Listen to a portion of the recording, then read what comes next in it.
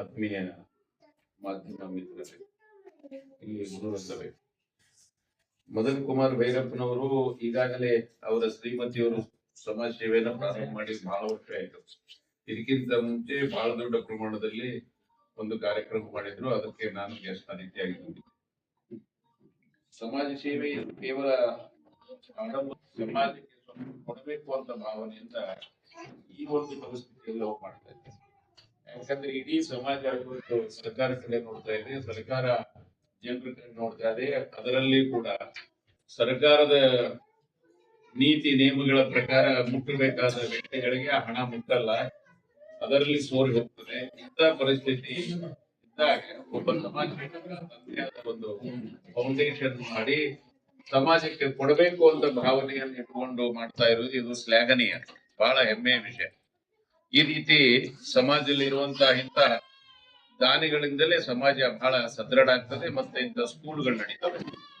ಈಗ ತಾನೇ ಕುಂದೂರಿಗೆ ಅವರು ಈ ಕ್ಷೇತ್ರದ ಶಿಕ್ಷಣ ಪ್ರಮುಖರಾಗಿರುವುದರಿಂದ ಅವರು ಕೂಡ ದಾನ ಮಾಡಿ ಈ ಒಂದು ಶಾಲೆಗೆ ಒಂದು ಹೆಮ್ಮೆಯ ಒಂದು ವಿಷಯವನ್ನು ತೋರಿಸಿಕೊಟ್ಟಿದ್ದಾರೆ. ಹಾಗೆ ಮದನ್ ಕುಮಾರ್ ಭೈರಪ್ಪನವರ ಫೌಂಡೇಶನ್ ಸತತವಾಗಿ ಕೆಲಸ ಮಾಡ್ತಾ ಬಂದಿದೆ. ಇಷ್ಟೆಲ್ಲ ಮಾಡಿದೆ ಅಂತ ಈಗ ಇಲ್ಲಿ ಗುರುಗಳಾದಂತವ್ರು ಹೇಳ್ತಿರುವಾಗ ನಾನು ಒಂದೇ ಒಂದು ಮಾತಾ ಹೇಳ್ತಾ ಇದ್ದೀನಿ. ನಾನೊಂದು ಶಾಲೆಯಲ್ಲಿ ದತ್ತಕ್ಕೆ ತಗೊಂಡಿದ್ದೀನಿ ಭಾಗ್ಯನಗರದಲ್ಲಿ. ಇದನ್ನ ಮದನ್ ಕುಮಾರ್ ಭೈರಪ್ಪನವರ ಫೌಂಡೇಶನ್ಗೆ ದತ್ತಕ್ಕೆ ಕೊಡಿಸುವಂತ ವ್ಯವಸ್ಥೆ ಮಾಡಿ. ಹೀಗಾಗಿ ಇಲ್ಲಿ ಇನ್ನೂ ಅಭಿವೃದ್ಧಿ ಆಗ್ತದೆ. ಫೌಂಡೇಶನ್ ಹೆಸರಲ್ಲೇನೆ ಈ ಶಾಲೆಯನ್ನು ಮಾಡ್ತಾರೆ. ಎಲ್ಲಿ ಸರ್ಕಾರದ ಕೊರತೆ ಇದೆಯೋ ಅಲ್ಲಿ ಸಮಾಜದ ಸಹಕಾರ ಬಂದ್ಬಿಡುತ್ತೆ. ಸರ್ಕಾರವೇ ಎಲ್ಲ ಮಾಡ್ಬೇಕು ಅಂತಿಲ್ಲ, ಸರ್ಕಾರ ಮಾಡಿದ್ದನ್ನ ಸರಿಯಾಗಿ ಇಟ್ಟುಕೊಂಡು ಹೋಗ್ಬೇಕು, ಅದು ಬಹಳ ಮುಖ್ಯ ಇದೆ. ಜೊತೆಗೆ ಇವತ್ತು ನಾನು ಬರುವಾಗ ನಾನು ಒಂದು ಯೂಟ್ಯೂಬ್ ನಲ್ಲಿ ನೋಡಿದೆ, ಸರ್ಕಾರದ ಶಾಲೆಗಳಲ್ಲಿ, ಸರ್ಕಾರದ ಕಚೇರಿಗಳಲ್ಲಿ, ಸರ್ಕಾರದ ಅನೇಕ ವ್ಯವಸ್ಥಾಪನೆ ಇರುವಂತ ಕಚೇರಿಗಳಲ್ಲಿ ಯಾವ ಸಮಯಕ್ಕೆ ಬರಬೇಕು ಆ ಸಮಯಕ್ಕೆ ಯಾರು ಬಂದಿರಲಿಲ್ಲ. ಸ್ವತಃ ಬೈರೇಗೌಡರ ಕೃಷ್ಣ ಬೈರೇಗೌಡನೇ ಇನ್ಸ್ಪೆಕ್ಷನ್ ಮಾಡ್ತಾ ಇದ್ದ. ಅದನ್ನು ನೋಡಿ ನನಗೂ ಕೂಡ ಆಶ್ಚರ್ಯ ಆಯ್ತು. ಎಲ್ಲಾ ಆಫೀಸಿಗೆ ಅವರು ದೊಡ್ಡಬಳ್ಳಾಪುರದಲ್ಲಿ ವಿಸಿಟ್ ಮಾಡಿದಾಗ ಅಲ್ಲಿ ಸಮಯಕ್ಕೆ ಸರಿಯಾಗಿ ಯಾರು ಇರ್ಲಿಲ್ಲ, ಎಲ್ಲ ಖಾಲಿನೇ ಇತ್ತು. ಈ ರೀತಿ ಸರ್ಕಾರದ ಆಡಳಿತದಲ್ಲಿ ನೌಕರಿ ಮಾಡುವಂತವರು ಜವಾಬ್ದಾರಿಯುತವಾಗಿ ಮೆರೆದೇ ಇದ್ರೆ ಸಮಾಜಕ್ಕಿಂತ ಬಡ ಜನರಿಗೆ ಸಿಗುವಂತ ಸೌಲಭ್ಯಗಳಲ್ಲಿ ತೊಂದರೆ ಆಗ್ತದೆ. ಹಾಗೇನೆ ಮುಂದಿನ ಭವಿಷ್ಯ ನಿರ್ಮಾಣ ಮಾಡುವಂತ ಗುರುಗಳು, ಶಿಕ್ಷಕರು, ನೀವು ವಿದ್ಯಾರ್ಥಿಗಳಿಗೆ ಯಾವ ರೀತಿ ನೀವು ಅವರನ್ನು ಬೋಧನೆ ಮಾಡ್ತೀರೋ ಅಂತ ವ್ಯಕ್ತಿಗಳು ಈ ಸಮಾಜಕ್ಕೆ ನಿರ್ಮಾಣ ಆಗ್ತಾರೆ. ಅಂತ ಕರ್ತವ್ಯ ನಿಮಗೂ ತುಂಬಾ ಜವಾಬ್ದಾರಿಯುತವಾದ ಕರ್ತವ್ಯ ಇದೆ. ಎಲ್ಲ ಶಿಕ್ಷಕರೊಂದಕ್ಕೆ ಮುಂದಿನ ಭಾವಿ ಪೀಳಿಗೆ ನಿರ್ಮಾಣ ಮಾಡುವಂತವ್ರು ತಾವೆಲ್ಲ.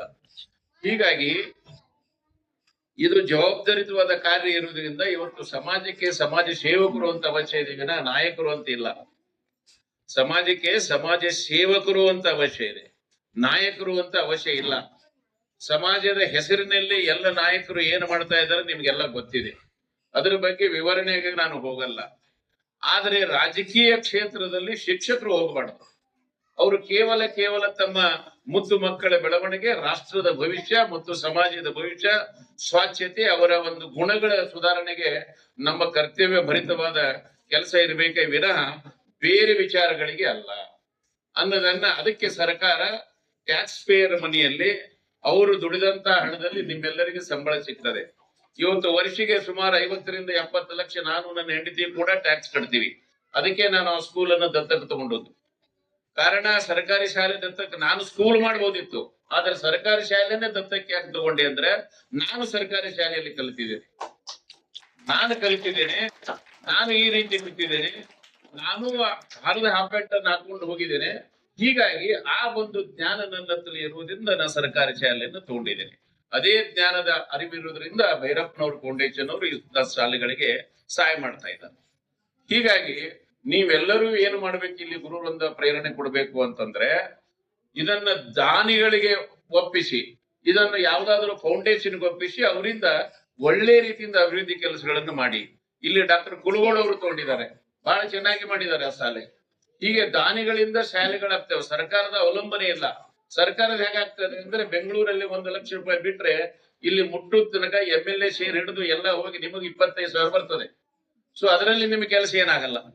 ಇದು ಸತ್ಯ ಘಟನೆ ಇದ್ದರೂ ಕೂಡ ನಾವೆಲ್ಲರೂ ಕಣ್ಣು ಮುಚ್ತೀವಿ. ಸೋರ್ತಿದೆ ಅಂತ ಎಲ್ಲರಿಗೂ ಗೊತ್ತಿದೆ. ಈ ಭ್ರಷ್ಟಾಚಾರ ಎಲ್ಲರಿಗೂ ಕಣ್ಣು ತೆಗೆದು ನೋಡ್ತಾರೆ.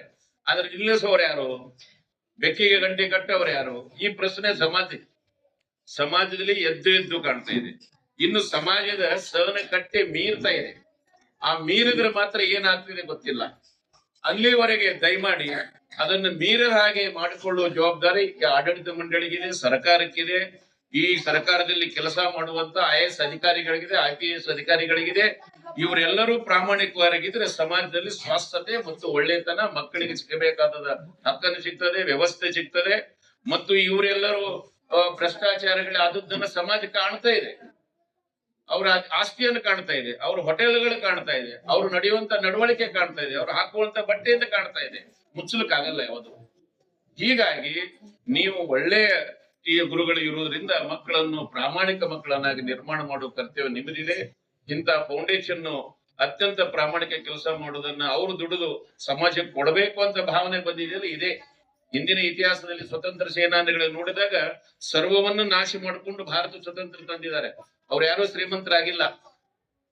ಬಡತನದಿಂದ ಬಂದು ವಿದ್ಯಾಭ್ಯಾಸವನ್ನು ಮುಗಿಸಿ ಬ್ಯಾರಿಸ್ಟರ್ ಆಗಿ ಸಮಾಜಕ್ಕೆ ಕೊಟ್ಟಂತ ಉದಾಹರಣೆಗಳು ನಾವು ಇತಿಹಾಸದಲ್ಲಿ ಓದ್ತೀವಿ.